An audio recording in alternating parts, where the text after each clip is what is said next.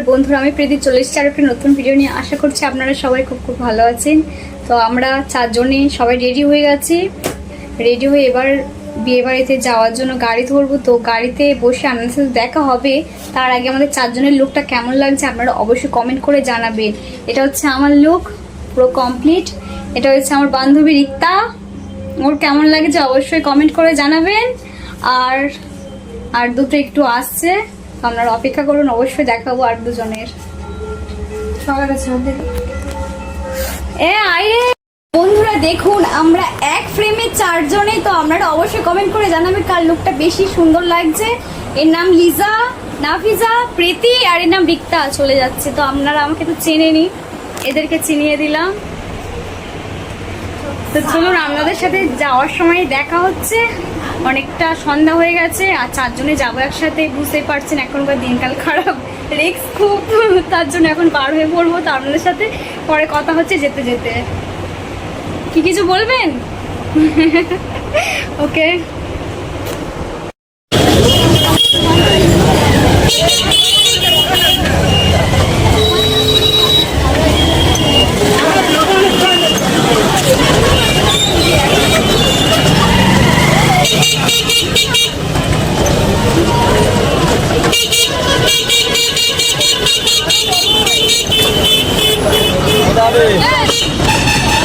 বন্ধুরা, আজ ছিল বান্ধবীর দাদার রিসেপশন পার্টি। তো তার জন্য আমরা রওনা হয়েছে। আমাদের বাড়ি থেকে একটা গাড়ি ধরে আসা হয়েছে, সেখান থেকে এসে আর একটা গাড়ি ধরে ওদের বাড়িতে যাওয়া হচ্ছে। আর যাওয়ার সময় রাস্তাটা অনেকটাই নিঝুম আর নিস্তব্ধ। আমি ওদের বাড়িতে আগে একবার গিয়েছিলাম, তবে সেটা দিনের বেলা, রাত্রেবেলা নয়। আর এই রাস্তাটা অনেকটাই নিস্তব্ধ আর ওদের বাড়িটা অনেকটাই ভিতরে। তো এই দেখুন, ওদের বাড়ির এলাকার মধ্যে আমরা ঢুকে পড়েছি। আর এখানটায় এসে টোটো গাড়ির চার্জ একদম শেষ হয়ে গেছে। আমরা তো খুবই ভয় পেয়ে গেছিলাম। আর যতদূর চোখ যায় শুধু মাঠ আর মাঠ, কোনো ঘর বাড়ি কিছুই নেই। আর খালের পাশ দিয়ে এই রাস্তাটা চলে গিয়েছে, আর গাড়িও এই সাইডে খুবই কম। তারপর আমরা অন্য গাড়ি ধরে বিয়ে বাড়িতে পৌঁছে যাই।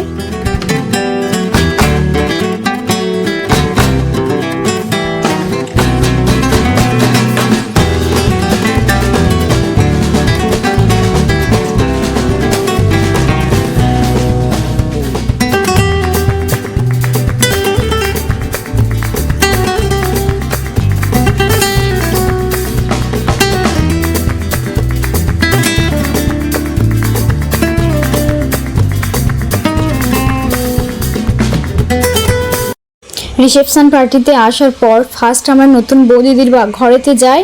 আর নতুন বৌদিদির ঘরটা পুরোটাই ফাঁকা ছিল, তো তার জন্য আমরা ওই রুমটায় যাই।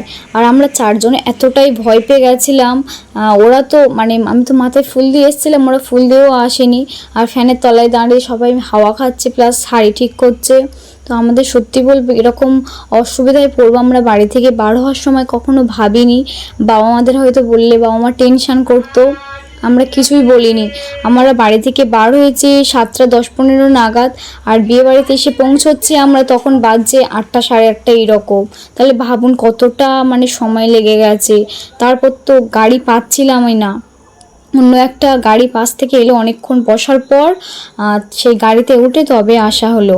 আর এ তো এখন এসে ফুল লাগাচ্ছে, দেখাচ্ছে দেখ ঠিকঠাক আছে কি না। তারপর আমরা চলে গেলাম রেস্ট নিয়ে প্রায় 1 ঘন্টার মতন নতুন বৌদিদি আর বান্ধবীর দাদার কাছে গিফট দেওয়ার জন্য। আর গিফট আমরা পিকচারই কিনেছিলাম, রাধাকৃষ্ণের ফটো। আর তারপর একটু ফটো শ্যুট করা হলো।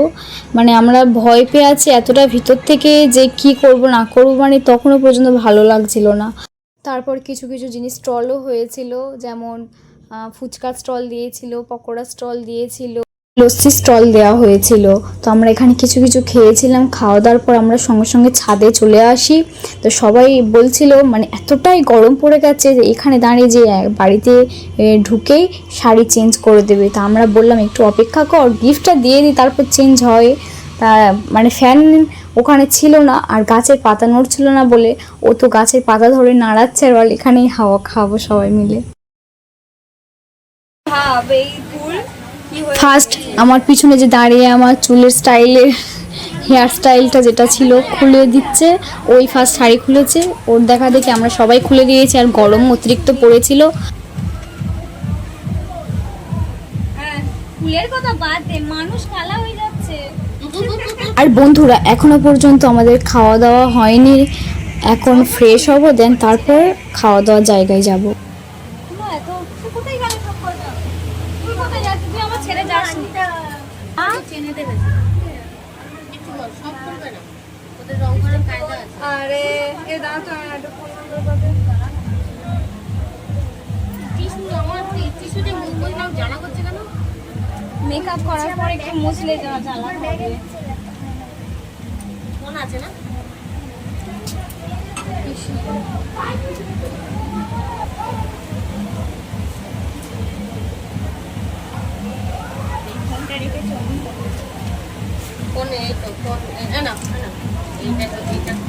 উঠেছে পুরো মুখ থেকে একদম। দেখো উঠে গেছে, সবাই মিলে তোমাকে করছি।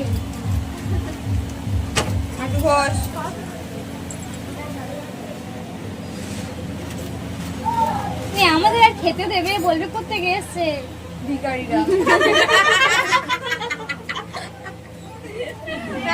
বলবে সেজে গুজে নি।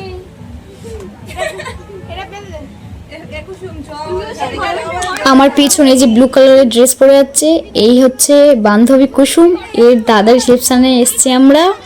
ও শাড়ি পরেছিল গরমে, আমাদের দেখা দেখি ও খুলে দিয়েছে। এবার সবাই মিলে একসাথে খেতে যাব, তার জন্য প্রিপারেশন চলছে।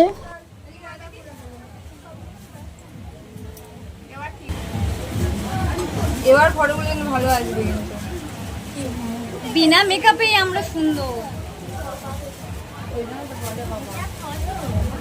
মা আমার আর আছে এই তো।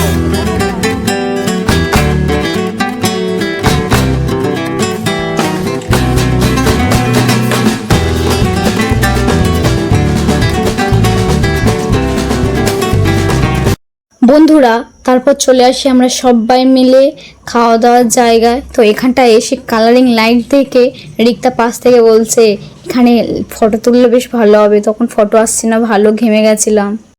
তবে বন্ধুরা সব মিলিয়ে কিন্তু মজা কিন্তু কম হচ্ছে না। আর সবাই মিলে বন্ধুরা যদি একসাথে থাকি তো মজার অভাব হবে। এ টু জেড যেখানে যাই না কেন আনন্দ সবসময় আমাদের সাথে ছিল। তবে আমরা টেবিলে একসাথে 5 জন বসতে চেয়েছিলাম, কিন্তু 4 জনের সিট ছিল, তাই কুসুম অন্য সাইডের টেবিলে বসে। আর বসার ওখানে একদম পিছন থেকে হাই স্পিডে ফুল ফ্যান চলছিল, স্ট্যান্ড ফ্যান।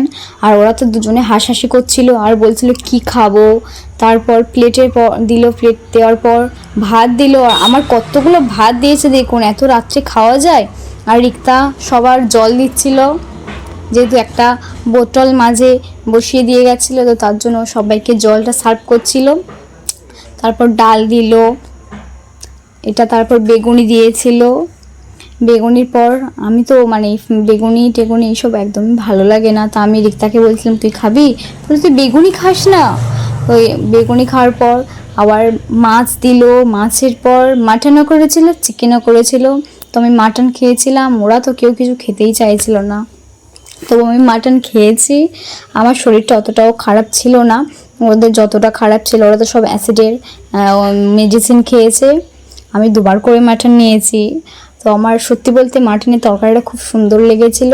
তারপরে পাঁপড়, চাটনি, আর আগে তো হজমোলা দিয়েই দিয়েছিল। আর গরমের সময় আইসক্রিম হয়নি, এখানে দই করেছিল আর সন্দেশ দিয়েছিল, তারপর রসগোল্লাও দিয়েছিল। আর সব কিছু রিপিটই চলছিল। সত্যি বলতে খাওয়া দাওয়া খুবই সুন্দর হয়েছে। গরমের সময় তো আমার খুবই ভালো লেগেছে খাওয়া দাওয়ার ব্যাপারটা। আর এরা তো কেউ কিছুই খাচ্ছিল না, আর তো আমার মা ভিডিও করছিলাম বলে আমারও সন্দেশ খাইয়ে দিচ্ছে। তারপরে আবার দেখুন রসগোল্লাও খাইয়ে দেবে। আমি ফার্স্ট রসগোল্লা নেব না বলেছিলাম, ও আমার মুখের দিকে এমনভাবে তাকিয়েছিল যে আমি একটা নিতে বাধ্য হয়েছি রসগোল্লা। তা আমি ভিডিও করছিলাম, আমাকে অ্যাকচুয়ালি একটা করে সন্দেশ দিয়েছিল। রিক্তা খাবে না বলছেন, তুই সন্দেশ খাবি না বলে ও ওনার কাছ থেকে চেয়ে আমারটা দিয়েছে। দেখুন এই জায়গাটা কতটা ফানি, আমাকে রসগোল্লা খাইয়ে দিচ্ছে। মানে এরকম মজা হতেই থাকে তো বন্ধুরা, খাওয়া দাওয়ার তো এরকমই চলছে, সবার মজা সব কিছু নিয়ে। আর এরা দুজনে তো একদমই খেতে চাইছে না। কুসুমের দাদার বিয়ে মানে রিসেপশানে ও তো মানে শুধুই খেয়ে যাচ্ছে, একদম নষ্ট হতে দিচ্ছে না। সবার যার যেটা বেশি হচ্ছে সেটাও খাচ্ছে। আর লাস্ট এই যে হাত ধোয়ার যে ব্যাপারটা থাকে, গরম জল, এটা মানে প্রতিটা বিয়ে বাড়িতে বলুন না দিলে যেন একটা মিসিং ব্যাপার থাকে, আর এটা দেবে লাস্ট পর্যন্ত। তারপর খাওয়া দাওয়ার পর আমরা চলে আসি বৌদিদির রুমে। সেই রুমে আসার পর রাত্রে ফুলসজ্জার খাট সাজানো হচ্ছিল, তো আমরা একটু হেল্প করে দিয়েছিলাম ফুলগুলো নিয়ে। তো সত্যি বলতে মানে মজা কিন্তু দুর্দান্ত চলছে।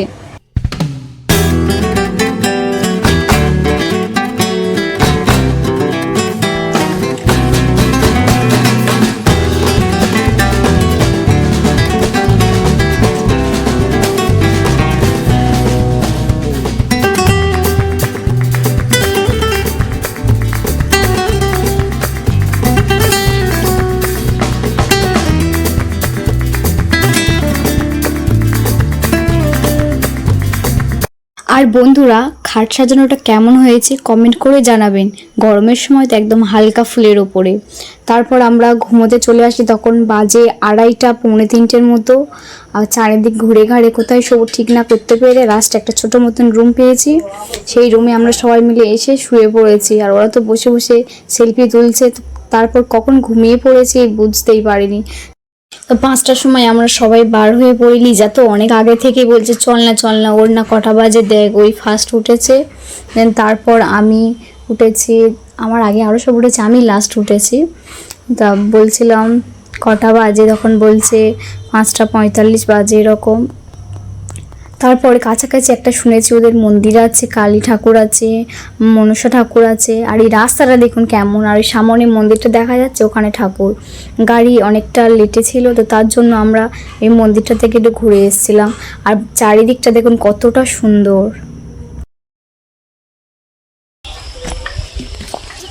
এই জায়গাটা সুন্দর। আর কালী পুজোর সময় বড় করে পূজা হয়।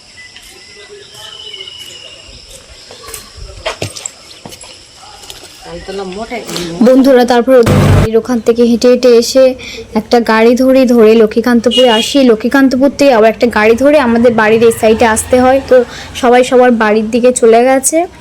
আর আমি গাড়ির ভিতর বসে আসছিলাম, এত সুন্দর ঠান্ডা হাওয়া দিচ্ছে, ওখানে ঘুম পেয়ে যাচ্ছে। তো বন্ধুরা, আজ এতটাই।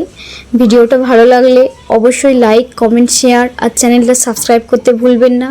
তবে আর জার্নিটা অনেকটা লং ছিল, কিন্তু সত্যি বলবো খুবই আনন্দ হয়েছে। আর বাড়ি ফিরে আমার এটাই মনে হচ্ছিল আমি কতক্ষণ স্নান করে গিয়ে ঘুমোবো।